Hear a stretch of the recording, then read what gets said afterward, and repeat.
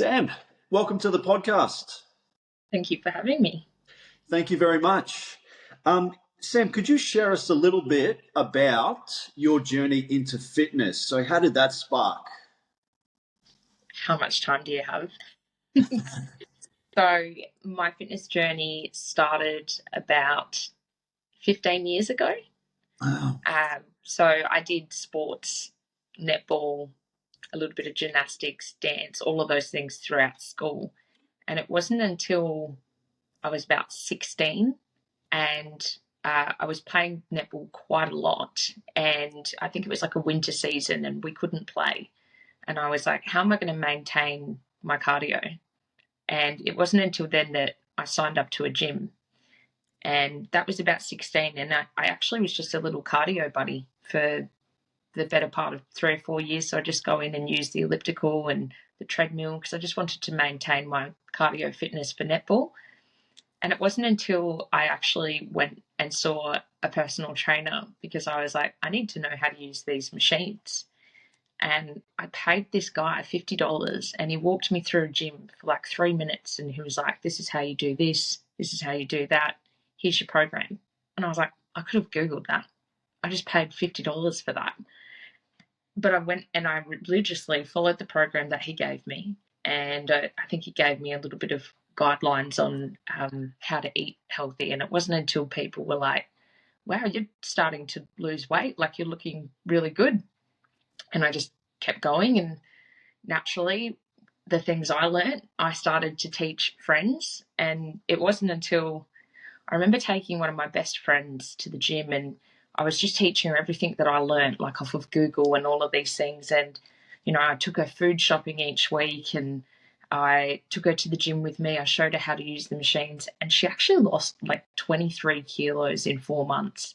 Oh, wow, that's incredible. And it changed her life. Like I saw how much she became confident. She was food shopping and doing all these things and so well organized. And I just seen how she transformed as a person. And for me, that was really cool. I was like, wow, like she's a completely different person. She's confident.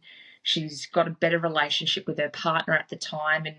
And then that's just sort of how it sparked. Everyone was like, why don't you just become a personal trainer? And I was like, yeah, maybe I should, because that feeling that I got from that transformation was unreal. Like I completely changed her life. And it was just by going, hey, this is what I've learned, and just passing that on, and then sort of seeing how she continued with that journey for the rest of her life from what I taught her. So that's sort of how it came about.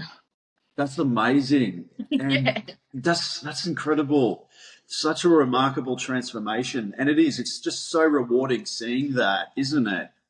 Yeah, it was never I'm an athletic person, like I want to do this. It was literally a learning and teaching transaction for me. And that's basically the whole 15 years of me being in the fitness industry, was just wanting to teach it to other people because I once didn't know it. And when I learnt it, it changed my life. So if I could pass that on to other people, and then it just had that ripple effect. That's so cool, Sam. That's incredible. So did you go Yeah. to university or what sort of study did you do? Yeah, so I'm a bit different. So I didn't actually finish school and I started in the corporate world at about 16, 17. So I'm still a heavy hitter in the corporate world as well. Like I've worked corporate along fitness as well. I'm a busy gal. What are you Um, doing in the corporate world? at the moment, I work in essential services and I work in business development. So Oh, that keeps me fantastic. really busy. And I absolutely love that job because it challenges me in many other ways that fitness and health and people can't. So strategy and things like that. So uh, yeah, I didn't go to university. I didn't even finish school. I think I left in like year 10 to become a hairdresser, as you do.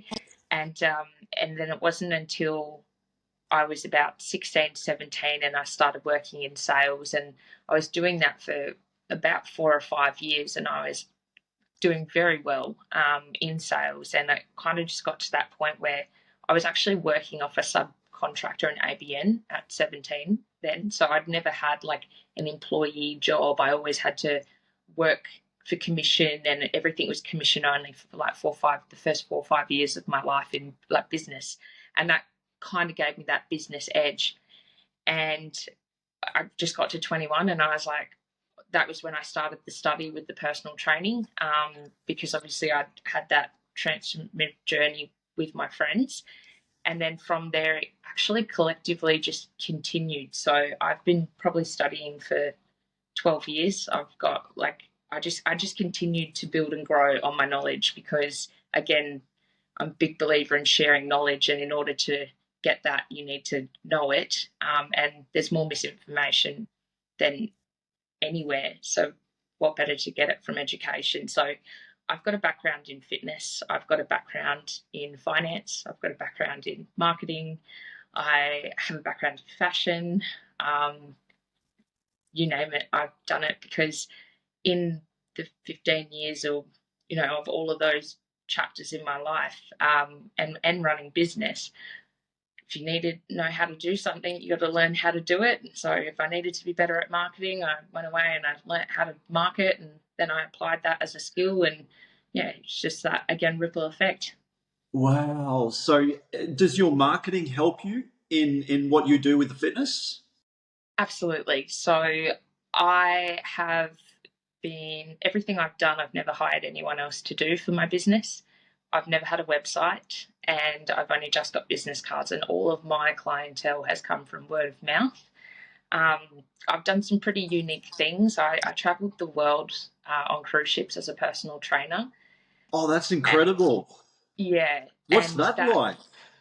that was the most exciting, and that was probably my biggest year in fitness, to be honest, because there was so many challenges. Like I literally packed up my life and sold my car and all my items, and I was like, I'm booking a one-way ticket to London, and I didn't tell anyone what I was doing, Oh and I was going for a 3-week job interview.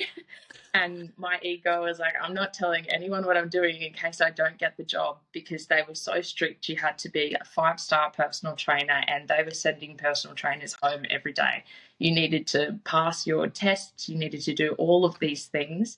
And it was just, what if I fail? And I'd never even been overseas before. So there was just so much going on. And it was quite funny because I'm a big believer in discipline.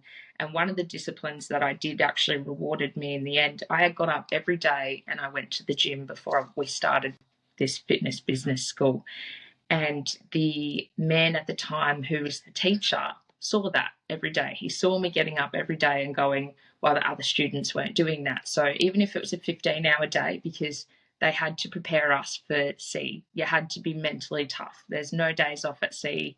You're working 14, 15 hours every day, and you're on commission and you're running your own business. And the environments are tough. You're away from family.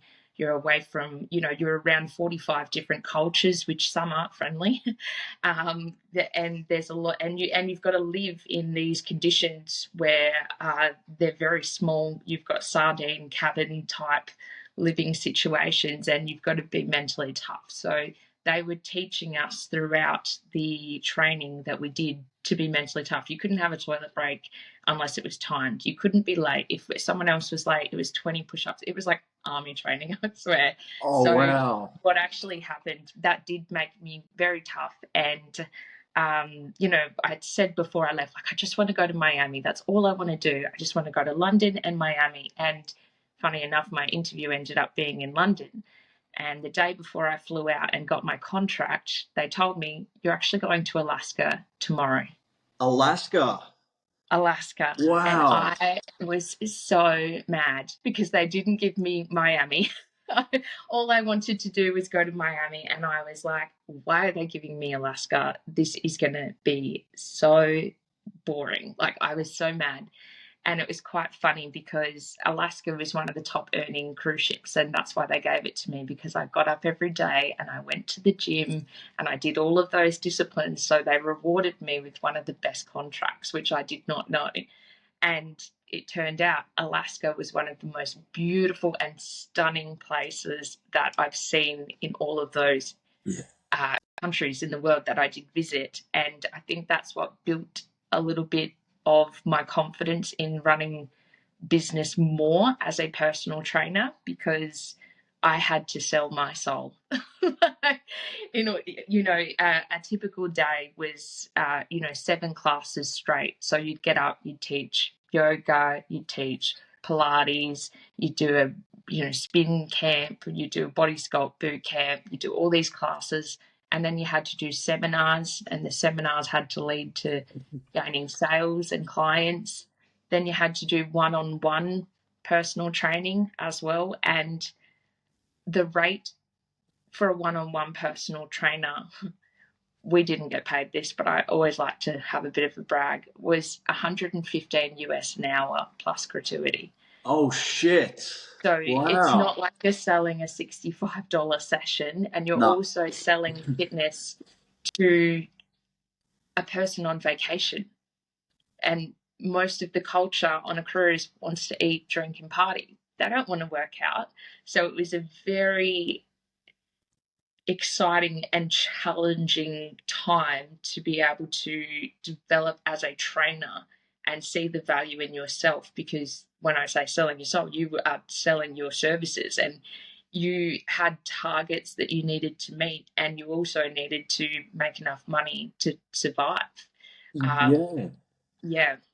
So how does it actually work on a cruise ship? So I mean, people are holidaying. Like, how does it work? Yeah, people are on vacation. So, say for example, if it was an Alaskan cruise, it might have been a 7-day cruise, and in one day would be in Skagway, and then the next day would dock at Juneau, and the day after that it'd be somewhere different.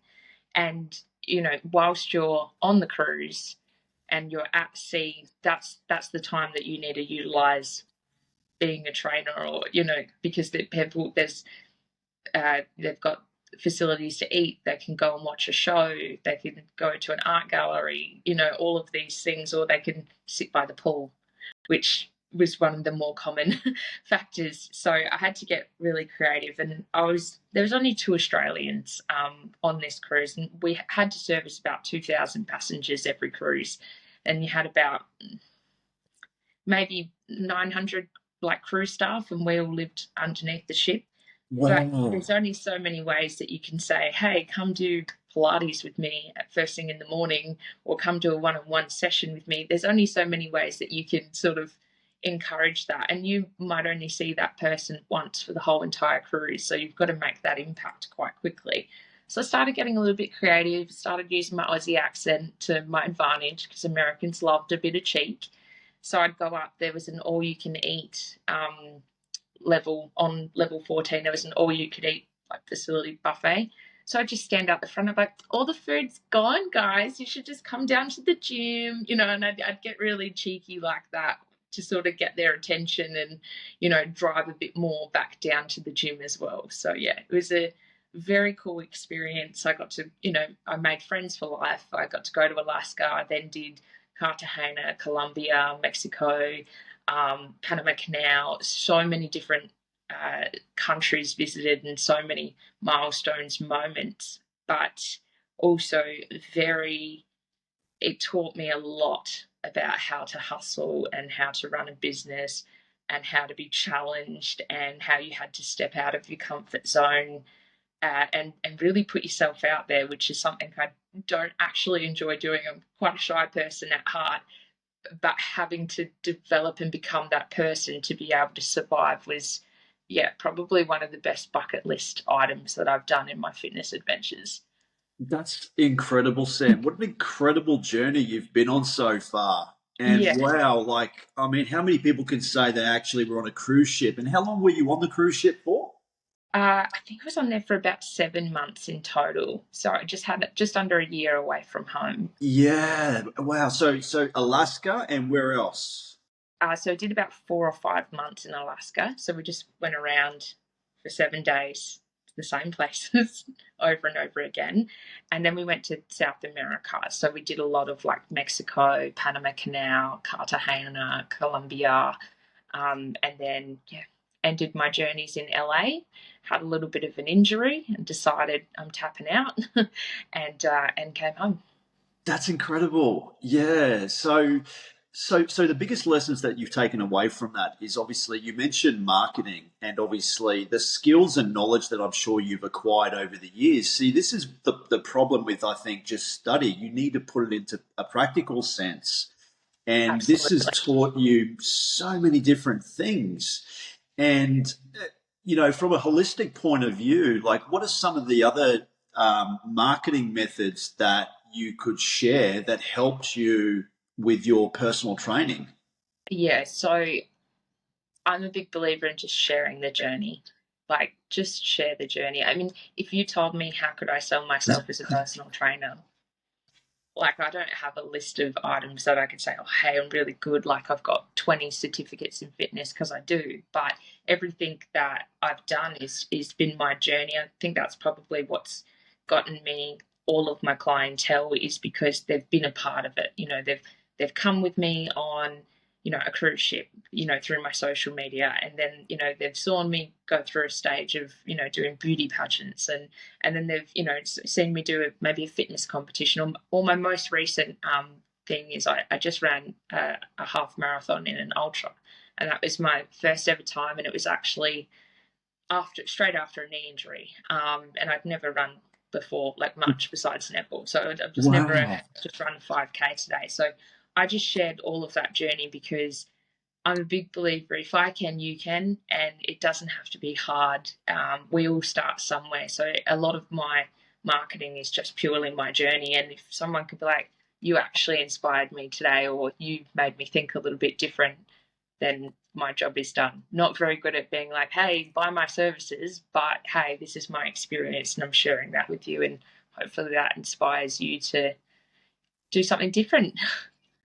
Fantastic. Wow. So are you working mainly remotely or are you working in a gym now or? Yeah, so actually 3 weeks ago I left my last gym. So the whole 14 years I've always been working in gyms.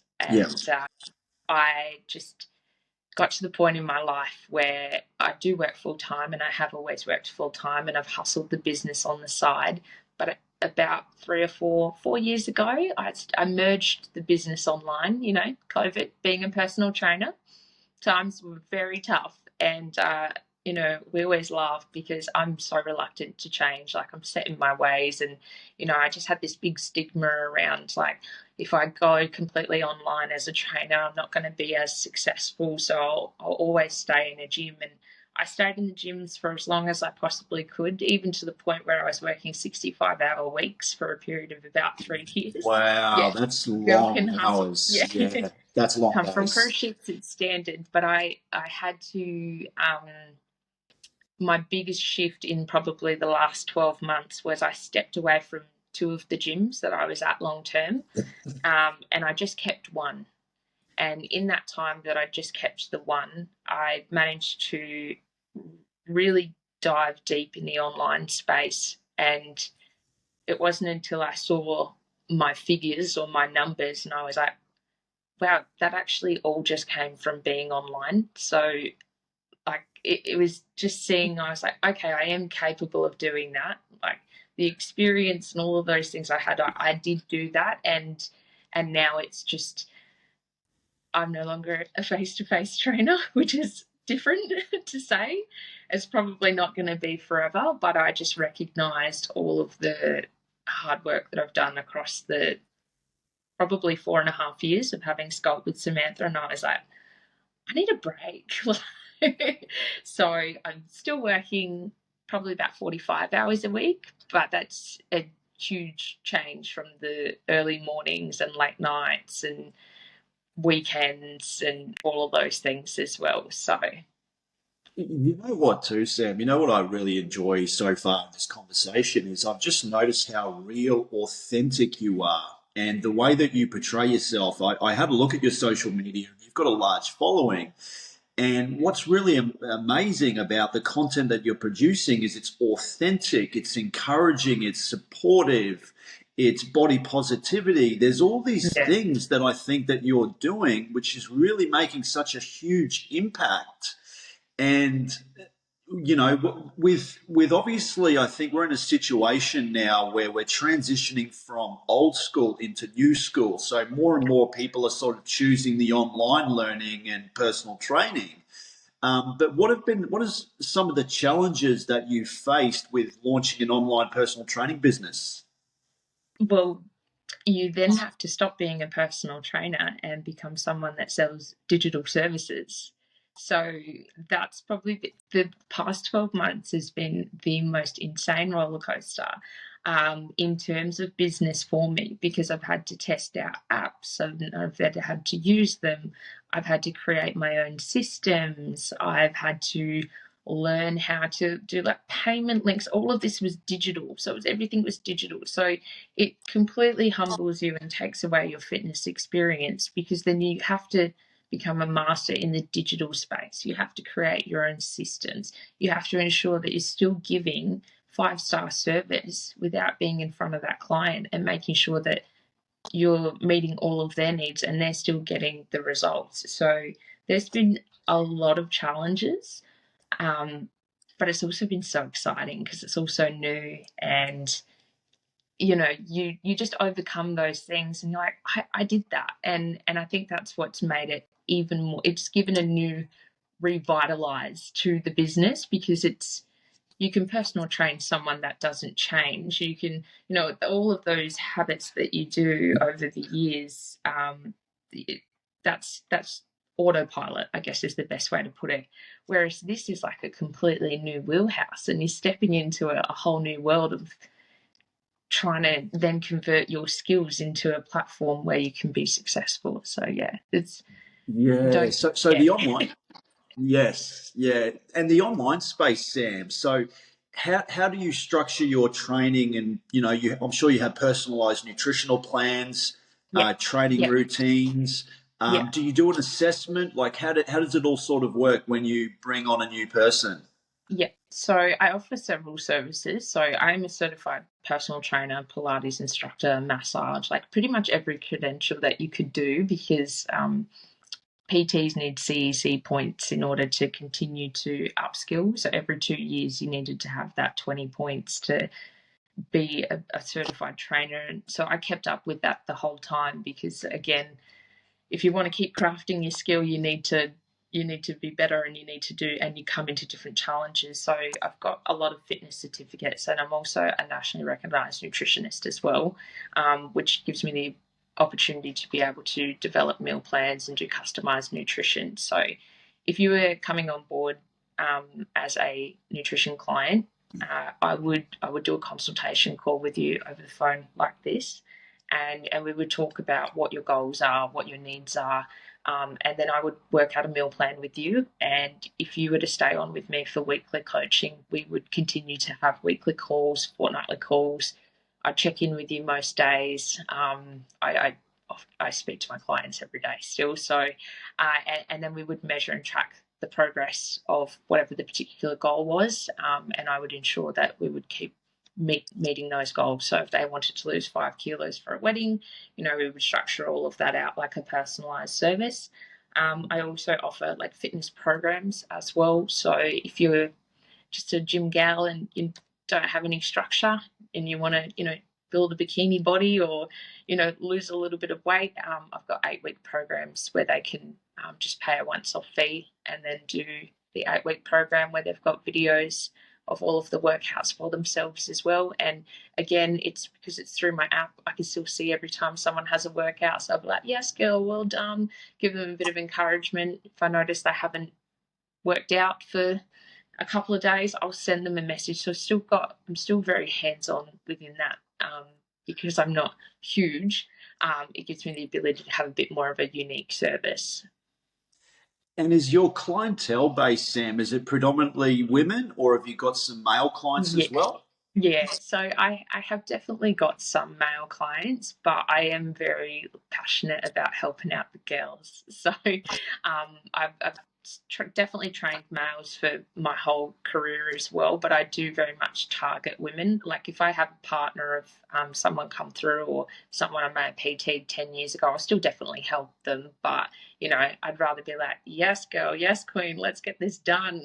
And that's what I sort of gravitate a little bit more towards and enjoy. And what about kids? Have you worked with kids? I have worked with kids, so I used to coach netball as a volunteer for a period of time as well.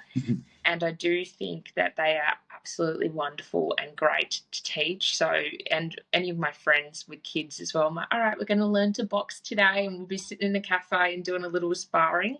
But I've not really ever charged to train a kid. Yeah, I don't know how I'd feel about training them because they're in such a developmental stage of their life. Like fitness is just meant to be fun, at that stage, it's just meant to be fun. Yes. Yeah. And you mentioned bikini. So you've collaborated with Misfit Bikini Model and our mutual friend, my Yeah, longtime friend Miriam. of mine, Miriam. Yes, So how did that eventuate? How did you get involved with Misfit Bikini Model? just the chapters of my life. So, there was a stage where I was doing beauty pageants, and I think COVID had hit, and I did about 3 years of beauty pageants, and I like just went all in on it, and I was like dieting and competing, and every like season there was a different show that I was entering. Um, and then COVID hit, and when you've just been at home for a few years and you don't really know how you feel about yourself, it's just a really confusing time. Like we've all been locked indoors, and just didn't really know where my confidence sat, to be honest. I was in a bit of a toxic relationship as well, so I didn't really have a lot of self worth at the time. So I thought, you know what, this competition actually looks good. Like it's not about having a six pack. It's a bit more body positive, and it looks like they've got really good values, and it's not going to be as cutthroat as these other pageants that I'd entered, where I had to be a certain size, and I had to have talents and all of these things. And so it really just it aligned with me, and I inquired, and I just never followed through. And it wasn't until around that stage where I was like, oh, like who am I as a person? A bit of identity loss. And it wasn't until then when I entered it, and I was like, this would be like, we'll just see how I feel when I get up on stage. And I went out and I did the event, and I absolutely loved it. And to be honest, I got off and I was like, I just don't think getting on stage in a bikini is for me anymore. But I do want to still teach women how to do that. So it was a good moment for me to have, to be like, time to hang the heels up.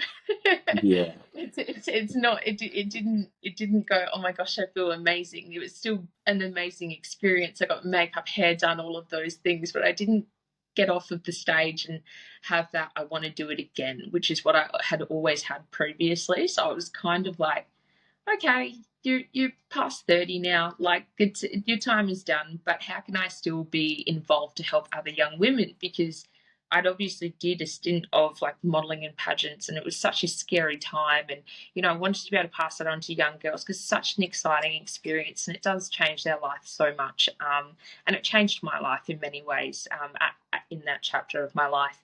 So when Miriam actually reached out to me and just was like, hey, could you, I think I did a meal plan for her. I think that's how it started. Like I did a meal plan for her. She got amazing results, and she was so happy with it. And then she asked me just to come on and do a chat with the girls, which I did, and it went really well. And then the following year, she was like, "Do you want to be our official nutrition coach?" And I was like, "Heck yeah!" So that's sort of how it started. And I'm in my second year working with them now, and I've met so many beautiful, wonderful girls, and I've been able to just pass on knowledge and information, and they've gone away and they've applied it, and it's just been so nice to get messages like, hey, thank you, changed my life because of this, or I did this recipe because you told me to do it, or you get a message here and there. It's like, I listened to a seminar that you said and I've applied this, so thank you so much. So it's so nice to be able to still be in the beauty and the fashion and that world, but in a different space now, which I very much enjoy. Yeah, 100%, Sam. And just it's amazing. It's just so rewarding too. Like I used to be a personal trainer myself. I was in the fitness industry for 10 years, and you can go on two different routes. You can either go in towards competition or more coaching. And I've Yeah, found too, coaching especially is just so rewarding. The impact that you can yeah, make in someone's life, and you'd experience the same thing too, yeah. absolutely. I'd rather be the backseat driver any day of the week. Yeah. Yeah. So do you write nutritional plans for the women that come onto these pageants? So for those who come on board as a part of my service, yes, absolutely. I focus more on the education side of things as a part of my reigning nutrition coach. So a lot of what I've done has been seminars and seminars around like, why do we eat carbs? Just breaking all of those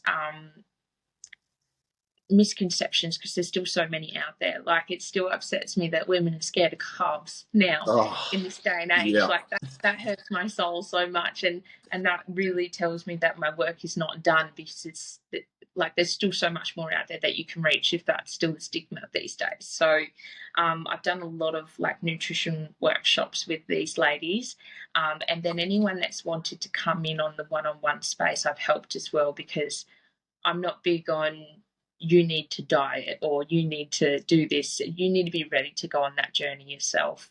Yeah. Yeah. So I Yeah. don't really push anything. It's you need to be in the right headspace to go on a nutrition plan or go on to make a change in your life. And, you know, food is such an emotional thing for people. So I will only give service to those who want service. I will never tell people that they should or shouldn't do this. Yeah. Yes. One thing as well, Sam, is body dysmorphia. So I read somewhere that male body dysmorphia is expecting to take over female body dysmorphia. And I'm sure, obviously, there's been many situations, I'm sure, throughout your whole entire fitness journey where you've had to sort of educate your clients on just being happy with their progress and not fixating so much on their body shape. But what are some of the strategies that you've implemented into helping your clients achieve their goals, but also not so much worry on the psychological effects on what fitness does? Yeah. So, and this is relatable for me as well, having going through years of like you need to be skinny, you need to now have a bum, like it's so much. um just learn to love the chapter that you're in has been a huge thing that I love to teach people, because you may not be your fittest and you may not be your leanest, but are you happy? Because that's a huge question, and a lot of the time those people, body dysmorphia is just so hard, and the people that are fixated on that, I'm I feel for them because it's a difficult thing, but most of the time they're so fixated that it's hard for them to have happiness. And with that, it's about just learning to love the chapter and the body that you're in, accepting that you may not be where you want to be, acknowledging that you can get there by taking the right steps, but doing it in a healthy approach Yes. if possible. And if it is not in a great place, go and speak to someone about it, because it is huge. And I do actually see it with a lot of males, and I've witnessed it firsthand. And they don't speak up and have that conversation with anybody. So it is quite a difficult space for them to be in. But being more uncomfortable with being uncomfortable about it and able to speak about it would actually make such a huge difference to that person's life, because it's more common than they think. 100%, Sam, definitely. And yeah, I'm a huge advocate for mental health. And I think that mental health starts with physical health.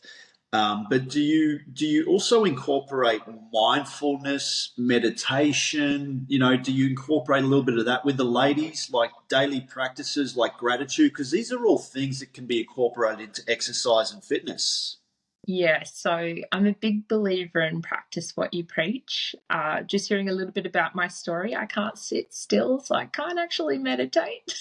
So, me encouraging that to someone else, I just don't know enough about it. Like, Yeah. I was not a great yoga instructor because we had to breathe and calm down, and slow down, and I'm incapable of doing that. So my form of meditation, and everyone's opinion is different, has always been fitness for me. So that's the only time that I can switch off. And like the marathon running, oh, I don't have to look at my phone. I just got to focus on finishing the 15K. That is the only thought that's going on in my head right now. And that was probably the most peaceful experience that I've had, which I've chosen to continue on with the running, because that's probably my form of meditation. I am a big master manifester, so I will write things down and set goals that way, because if you're not putting it out to the universe, it's not going to happen. So if I'm going to go and tell everybody this is what I'm going to do, it's out there now. So I will do that. And I have a diary, I write things down, but it's more of like a goal setting. Like, this is how many steps you're going to do today. This is what you need to do that. So I still have that little bit of accountability on paper. But by all means, I will tell people to chill out and meditate, but I probably couldn't push it as much because I can't do it. The challenge is still out there for someone if they can get me to meditate. It's interesting too, Sam, because meditation can be, articulated and done in many different ways. Like you mentioned, obviously walking and running, like that's a mindfulness activity. It's just being present in the moment. I'm a martial artist. I've been fighting for 30 years. And when I'm sparring or if I'm wrestling a high level black belt, I'm not thinking about what I'm having for dinner, or Correct. I'm not like worried about financial stress or something like that. I'm too busy worried about getting my neck choked or something like that. Right? Like, it's just interesting. Peaceful. What was that? Sorry? It's peaceful. It's peaceful, yeah. So what are some of your daily practices, Sam? Do you like, how does your day start? I'm going to be honest, my day is chaos. Is it Always. really? I can't sit there and be like, every day is perfect, because I am a corporate girl full time. Yes. I work in management. It's very busy. I travel a lot with that role as well. I also run the business part time. And look, every day is different. Like, I can't say that I, get up and I do this and I do that, because there's always just so many different chapters of my life. Like, the marathon running was huge. So being able to incorporate that in my day, and then also work full time, and only up until 3 weeks ago I was in a gym. So being at the gym in the afternoon, it was that there wasn't much routine. It was just get the day done. And I probably thrive in chaos. So what's been really interesting leaving the gym now is I have to develop a different routine, and it's still quite new because it's only been 2 to 3 weeks. So it was more, what do normal people do at 6 p.m. at night? Like, I've not ever had this for 5, 6 years. So I haven't nailed the routine part just yet because it's a new chapter. Yeah. But I definitely get my fitness done. I always make sure I get my steps up, because I'm at a computer for 8 hours a day sometimes. So, a lot of those are my non-negotiables, making sure that my fitness is done. I was recently following a running program, so getting all of my runs in, still strength training. But yeah, no, I can't say I have a fantastic routine. So do you stay up to date with the latest fitness trends and research? And I'm sure, obviously, there's all the nutrition's changing all the time. Like, for years, we thought butter was bad for you. For years, people said don't have butter. Butter's really bad for you. But we know from the facts, butter, especially if it's grass-fed, free-range, organic from pasture-raised fields, is highly nutritious. But do you keep up with the latest fitness trends and incorporate that? I'll probably get in trouble for this. I try to drown out social media. Like, there's a lot of noise and a lot of 100%. confusion. And I'm just going to say this.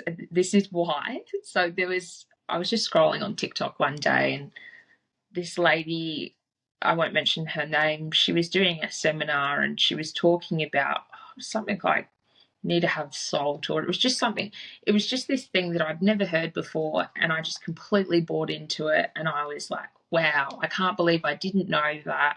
It was so fear mongering, and it made me quite panicked because I was like, is this the evidence that I'm giving to my clients? Have I been doing it wrong?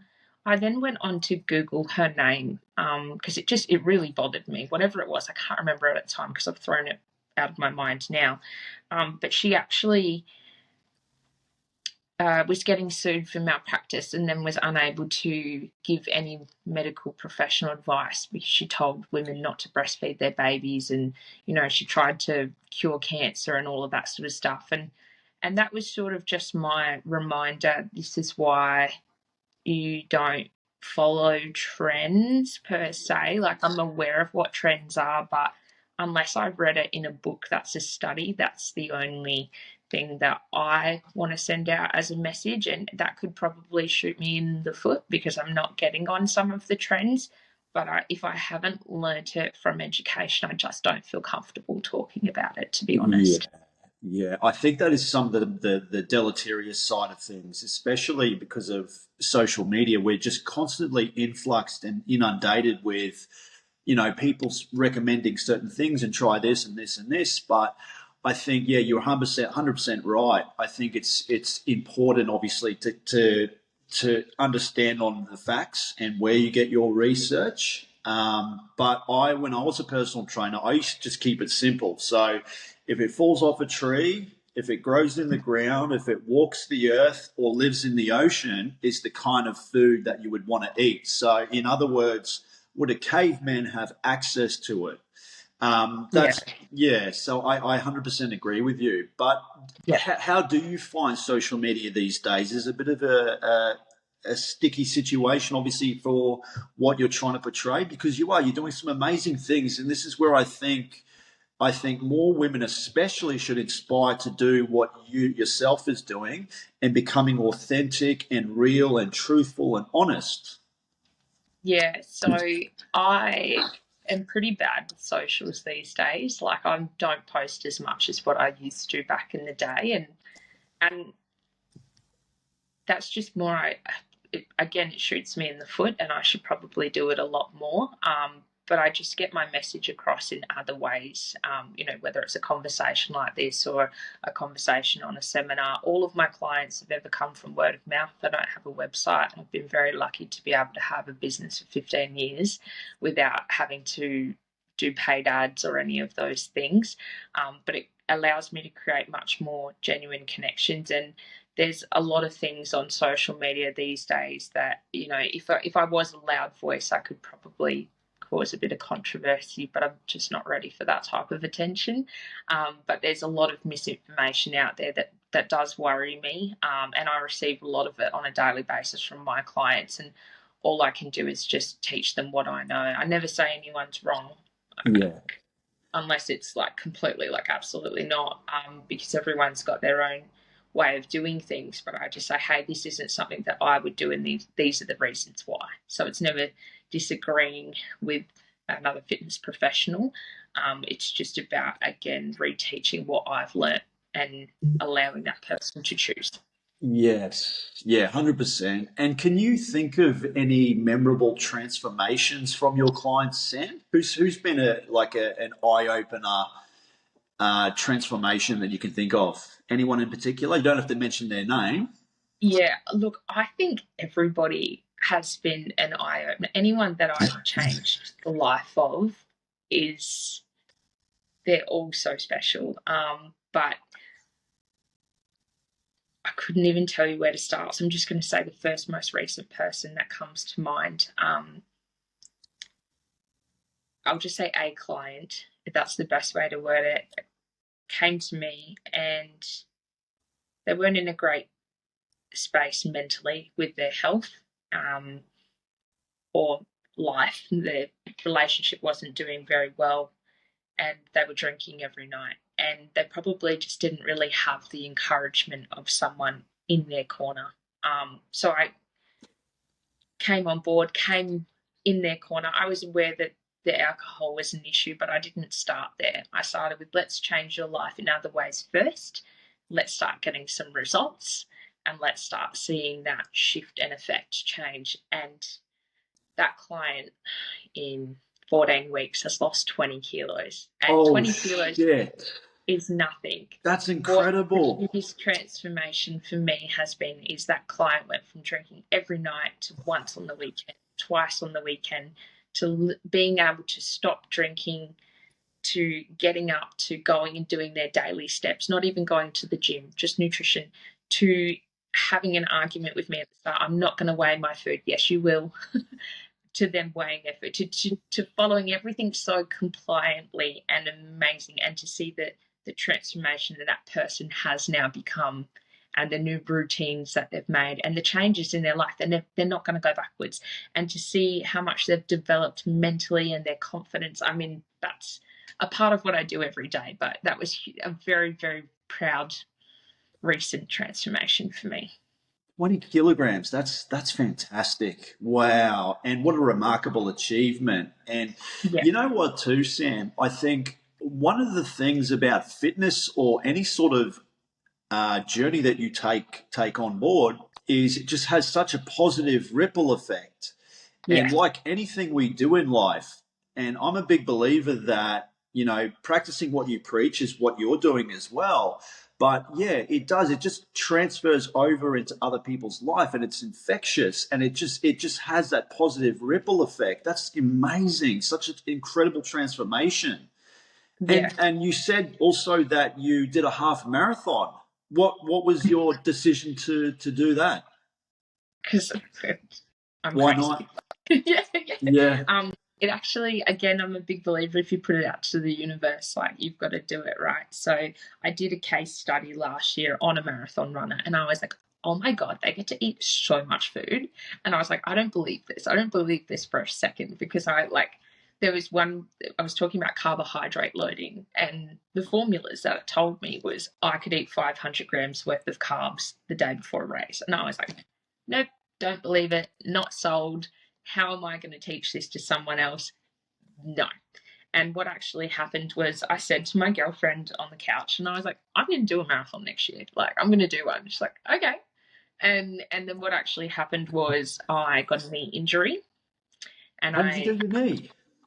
I don't know. I think just being a PT for too long, I just woke up one day and I was like, ouch, it hurts. And then 3 weeks later, I was like, okay, it's really starting to hurt. I should probably go get an MRI. And Yeah. I sprained my PCL, MCL, and had tendonitis and friction ITB. So just Oh overuse. wow. Yeah, did a good job.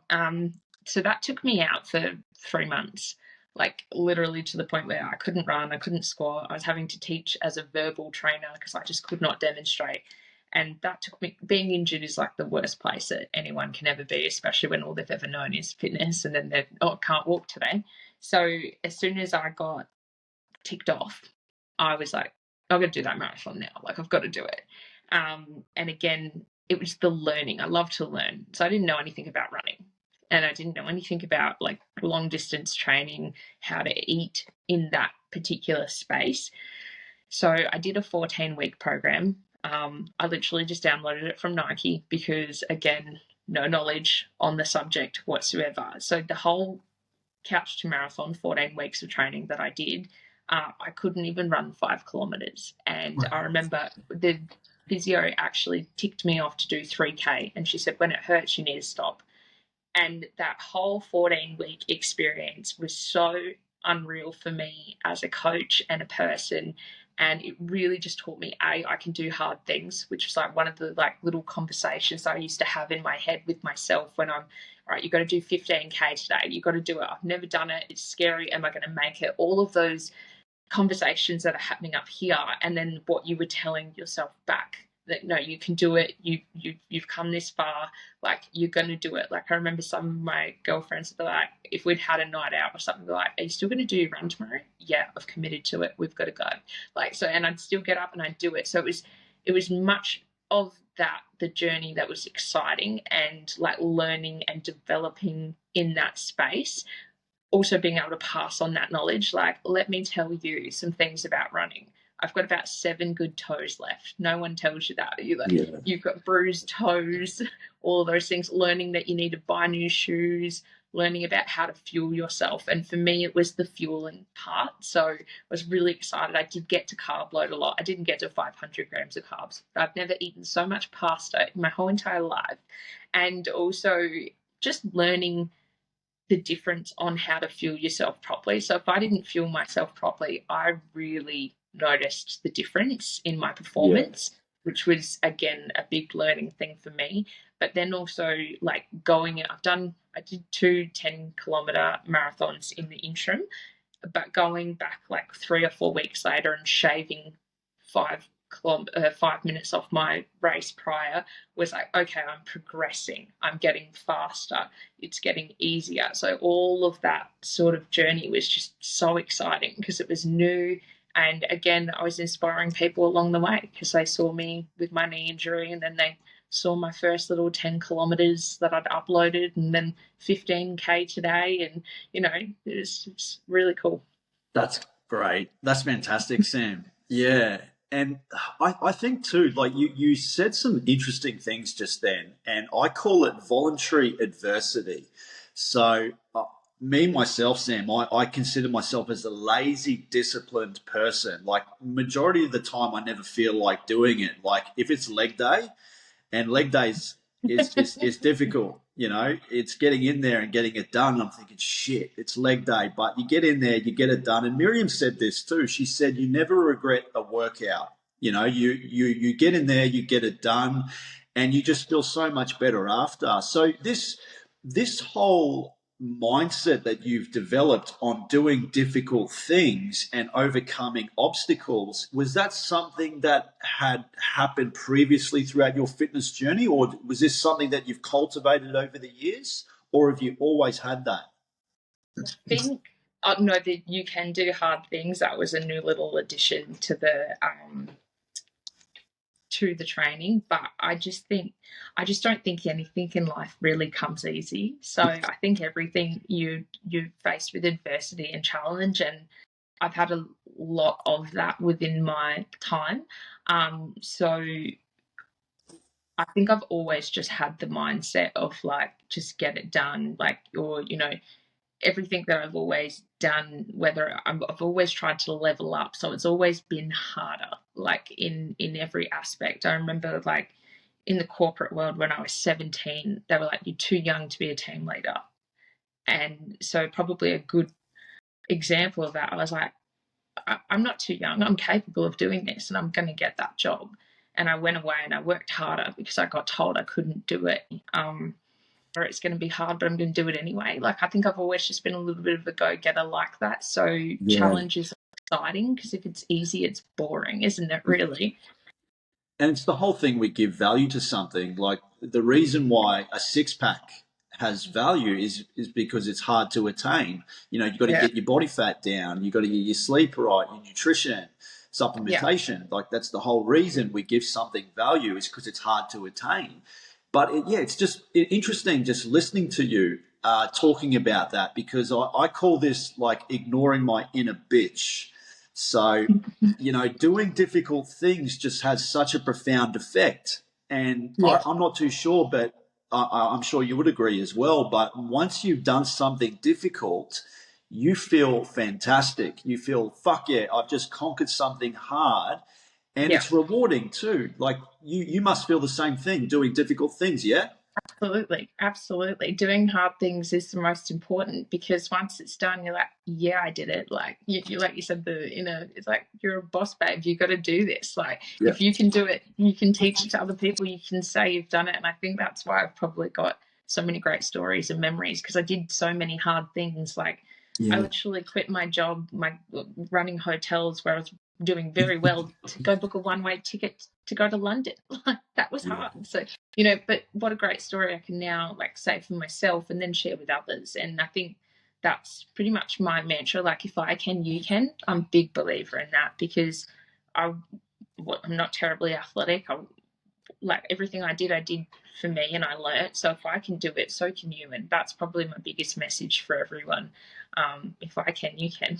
Yeah, and one thing as well, I think a lot of listeners are going to get out of this conversation too, Sam, is you've had life experience. you've had so many trials and tribulations, you've overcome adversity and setbacks.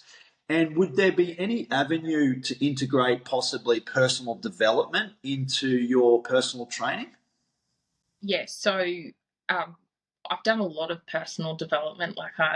Tony Robbins was like my dad when I was 20 years old. Like I would listen to all of his YouTubes and all of those things back in the day. And, a lot of that, what did you say before about like the basics and like the little simple things or the same?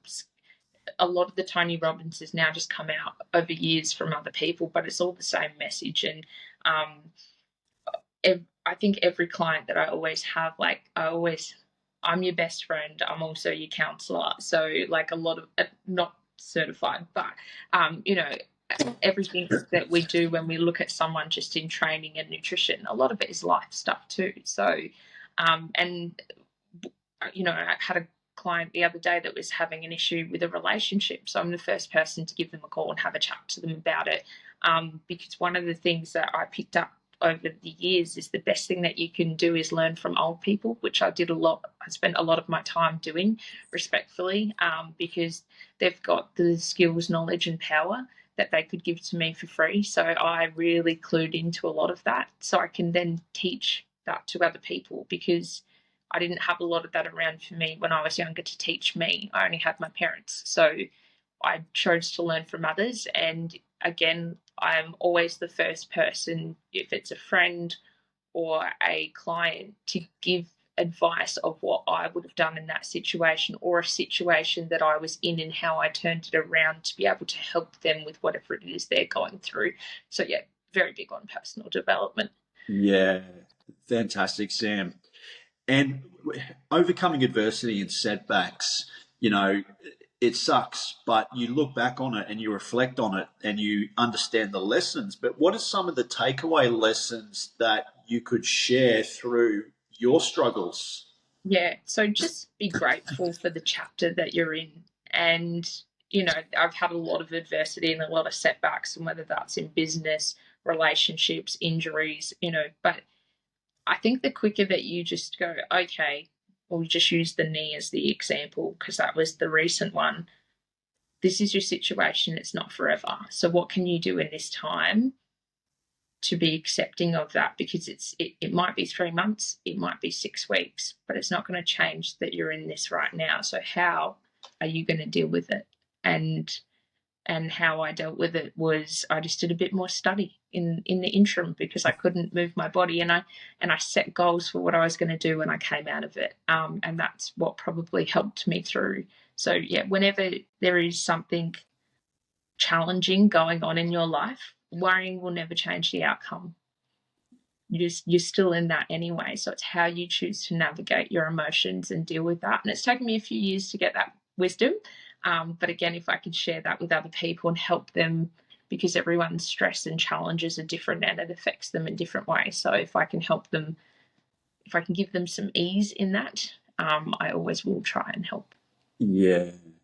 And what style of training do you implement into your programs? You incorporate a lot of weight training or interval training? What kind of style of training do you do? Yeah, so big strength girly over here. Like big believer in you need to maintain muscle mass. Love And that. again, and you've got to have the muscle. It's the most important thing. And cardio was never a thing for me. Like that's why the marathon was like, oh my God, I did it. But the more muscle that you have, the healthier that you are. And not only that, you're building a foundation for yourself in 60 years' time. Again, I learnt a lot from old people, and I've seen people, I trained a lot of old people, 60, 65, and the difference that that person is to someone that's strength trained their whole life to being frail. One out of three old people die from falls, Yeah. which is very scary when I learnt that statistic. And again, whether you're 20 or 60, you need to be strength training because that's what's holding your body all together and make it a strong foundation. And the stronger that that is, the more mobile you're going to be throughout the rest of your life. So yeah, huge Yeah. on weight, weights. Yeah, that's great, Sam. I read somewhere too, I think your biggest predictor in mortality to live a longer life is actually muscle mass and strength. Yes, And when I was a personal trainer, uh, predominantly I had a lot of female clients, and I always had the question, oh, is this going to make me big and bulky? You know, am I going to look like Arnold Schwarzenegger? You know, like if I had a dollar for every time I heard that, I'd be a millionaire. exactly. And do you know Yeah, how hard it is to develop muscle mass? Like that is extremely hard. hard work, and we don't even have the hormones that men have to be able to produce and look bulky. Like that's a lot of hard work to get to that point. Like Yeah, I've been training for oh, 10, 10, 15 years weights, and I still don't look bulky. Not that I want to, but I've never been able to get to those. So to get yeah, to that, there needs to be a lot of manipulation and supplements and things like that, to get those results. Strength training will always be, like you said, it is one of the biggest determinants of your mortality and your lifespan, and it's just so important. So yeah, if there are women listening to this, please go and lift some weights. And not only that, the impact that it has on your everyday life, like your posture, your ability to be able to, you know, move furniture around, like pick up your children, like yeah. these are all the important reasons why you need to be strength training. 100%. 100%. Sam, I've got one final question for you. Yeah. I wrote a post on Instagram a while ago. So I'm just going to read it out to you. Okay, so it says, in the end, we all become memories and stories. Our lives are made up of countless moments that shape who we are and how we are remembered. When we leave this world, what remains are the memories we've created and the stories that are shared about us. It is in these memories and stories that our legacy lives on, whether it's through acts of kindness, accomplishments, or the relationships we build. Our legacy is the mark we leave on the world. People will remember you not just for what you have achieved, but for the way you made them feel. It is the impact you had on others that resonates long after you are gone. By living a life filled with compassion, empathy, and love, you can leave a legacy that touches hearts and inspires others to do the same. How do you want people to remember you, Sam? And what is the legacy you want to leave on the world? I just want people to say she changed my life. That's all. Really simple. Yeah, I That's love the that. message. Yeah. If someone can say, oh, that girl, she really helped me in some way and she changed my life, then my legacy has been well left. I love that, Sam. I love that. Sam, thank you so much for coming on. It's You're been an so welcome. absolute honor to sit down and chat with you. And you're a fascinating individual, and what a remarkable journey you have been on. But you're on socials, so where can people Yeah. find you? So my fitness is Sculpt with Samantha, and then my personal is Samii underscore Lee underscore X. Yeah. And have you got any other projects coming up? Yes. What have Yeah, you some got? good things. There'll be more from me. that's Yeah. that's all I can say for now. But every chapter, and there's a reason why I stepped out of the gyms, and I've got a good 6 months of creation for some exciting things to happen. Fantastic. So watch this space. Yes, definitely. Awesome. Thank you so much, Sam, and I'll chat to you Thank soon. you. Okay. Excellent. See you later. Thank you.